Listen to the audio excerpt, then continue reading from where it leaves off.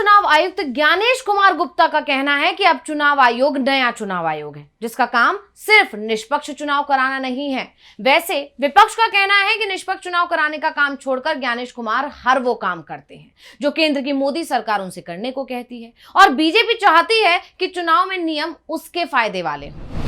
और ज्ञानेश कुमार का नया चुनाव आयोग वो काम करता दिखाई भी दे रहा है, यानी जो बीजेपी चाहती है या मोदी सरकार चाहती है वही काम चुनाव आयोग कर रहा है, ऐसे आरोप लगते रहते हैं। वैसे चुनाव आयोग की साख पर सवाल तो पहले भी उठते रहे हैं, लेकिन ज्ञानेश कुमार के मुख्य चुनाव आयुक्त बनने के बाद देश की जनता की नजर में भी चुनाव आयोग की साख तेजी से गिरी है। इस बीच चुनाव में पारदर्शिता को लेकर जो पुराने नियम थे उसे खत्म करने की या तो कोशिश हुई या खत्म कर दिए गए, और अब जिस तरह से एसआईआर के नाम पर वोटरों के नाम काटे जा रहे हैं, आरोप यहां तक लग रहे हैं कि बीजेपी के लिए नई वोटर लिस्ट तैयार हो रही है, उसे लेकर चुनाव आयोग बुरी तरह से घिरता दिखाई दे रहा है, क्योंकि एक झटके में करीब 6 करोड़ लोगों के नाम वोटर लिस्ट से काट दिए गए हैं। और इसी को लेकर आज हम अपनी स्पेशल रिपोर्ट में करेंगे बात, और ये भी जानेंगे कि कैसे उन 6 करोड़ लोगों की जिंदगी पर एसआईआर प्रक्रिया का गहरा असर पड़ा है। नमस्कार, मैं हूं अंशिता।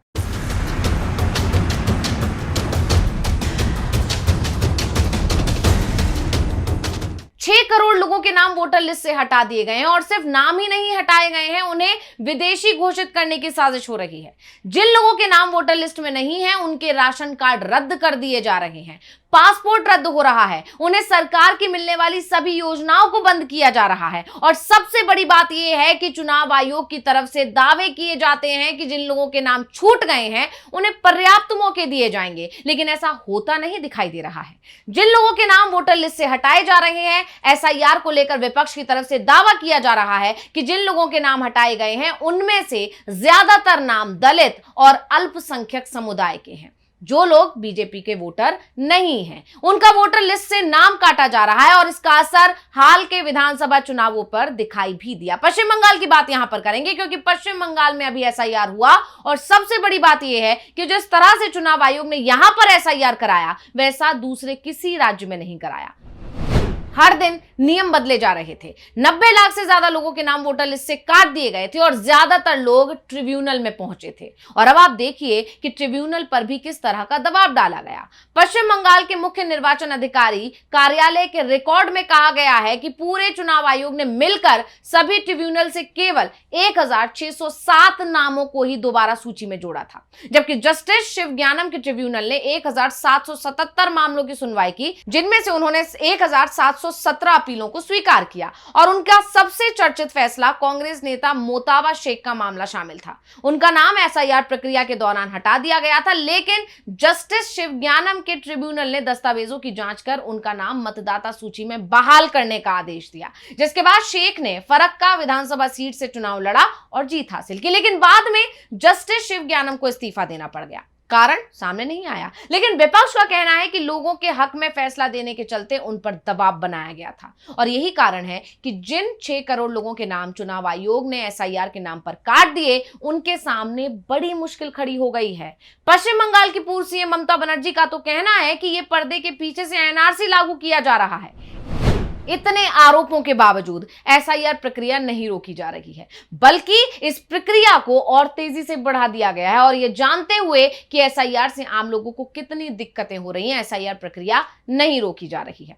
मतदाता पुनरीक्षण को लेकर चलाए जा रहे एसआईआर अभियान के तहत चुनाव आयोग ने 4 राज्यों की ड्राफ्ट मतदाता सूची जारी कर दी।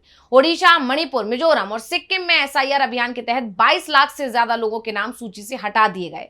आयोग का कहना है कि जिन लोगों के नाम ड्राफ्ट सूची से हटाए गए हैं उन्हें अपना नाम दोबारा शामिल कराने का एक अवसर दिया जाएगा, और इसके बाद इन राज्यों की अंतिम मतदाता सूची जारी की जाएगी। लेकिन पिछले चुनाव आयोग के इस दावे की पोल खोलते हैं। बंगाल और बिहार की ही अगर बात करें तो बिहार को लेकर विपक्ष का कहना है कि नाम तो जोड़े गए लेकिन सिर्फ बीजेपी समर्थकों के, और बंगाल में तो टीएमसी ने जो नाम दिए अंतिम सूची में जोड़ने के लिए उन्हें ट्रिब्यूनल में भेज दिया गया। और आप जानते ही हैं कि बंगाल में चुनाव हो भी चुके हैं, नतीजे भी आ चुके हैं, और अब तो पार्टी को खत्म करने का काम शुरू हो चुका है। मामला चुनाव आयोग के पास ही पहुंच गया है। यानी विपक्ष के आरोपों की माने तो चुनाव आयोग ने जबरदस्त खेल कर दिया है, और यह खेल अब दूसरे राज्यों में चालू है। तो एसआईआर में अब तक कितने नाम कटे हैं, ये एक अहम सवाल है। आपको बता दें कि स्पेशल इंटेंसिव रिवीजन के तहत बिहार में 65 लाख वोटरों के नाम काटे गए। इसी तरह पश्चिम बंगाल में 37 लाख वोटरों के नाम काटे गए। यूपी में भी 25 लाख वोटरों के नाम मतदाता सूची से डिलीट किए गए हैं। कुल 13 राज्यों में करीब 6 करोड़ लोगों के नाम वोटर लिस्ट से एसआईआर के तहत हटाए जा चुके हैं। वहीं चुनाव आयोग ने इस वक्त 16 राज्यों और 4 केंद्र शासित प्रदेशों में वोटर लिस्ट को नए सिरे से तैयार करने के लिए एसआईआर अभियान चला रहा है।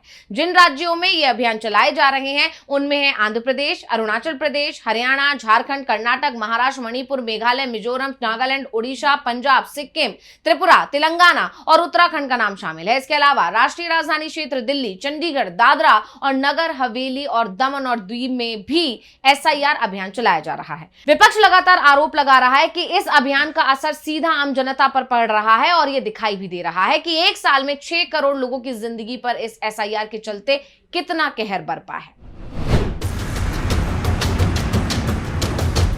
बता दें कि 24 जून 2025 को बिहार से शुरू हुई एसआईआर प्रक्रिया के एक साल में देश के 13 राज्यों में लगभग 6 करोड़ नाम वोटर लिस्ट से हटा दिए गए।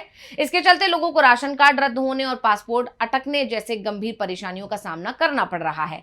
भारतीय चुनाव आयोग की तरफ से चलाए जा रहे स्पेशल इंटेंसिव रिवीजन यानी एसआईआर के तहत यह प्रक्रिया शुरू की गई थी।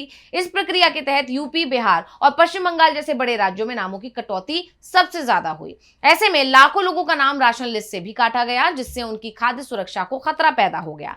जैसे ही इन लोगों ने प्रशासनिक दफ्तरों का दौरा किया, उन्हें राशन कार्ड डिलीट होने की खबर मिली। बिहार की अगर बात करें, बिहार में पहले चरण में 65 लाख लोगों का नाम वोटर लिस्ट से हटा दिया गया। इसके बाद से सामाजिक कार्यकर्ता और विपक्षी पार्टियां आरोप लगा रही हैं कि कई लोगों को जरूरी दस्तावेजों की कमी के कारण वोट देने से रोका गया है। जब इन लोगों ने सुप्रीम कोर्ट का दरवाजा खटखटाया तो सर्वोच्च न्यायालय ने इस प्रक्रिया को स्वीकार कर लिया।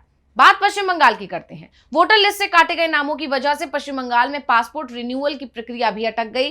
खासी संख्या में ऐसे लोग सामने आए हैं जिनका पासपोर्ट सत्यापन रोक दिया गया। ये हालात न सिर्फ व्यक्तियों के लिए बल्कि उनके परिवारों के लिए भी काफी मुश्किल बन गए। इस मामले पर ध्यान देने की जरूरत है। केवल वोटर लिस्ट ही नहीं, राशन भी प्रभावित हुआ है। जैसे कि हमने आपको बताया, बिहार में 5.5 लाख राशन कार्ड धारकों के नाम इस प्रक्रिया के तहत रद्द कर दिए गए।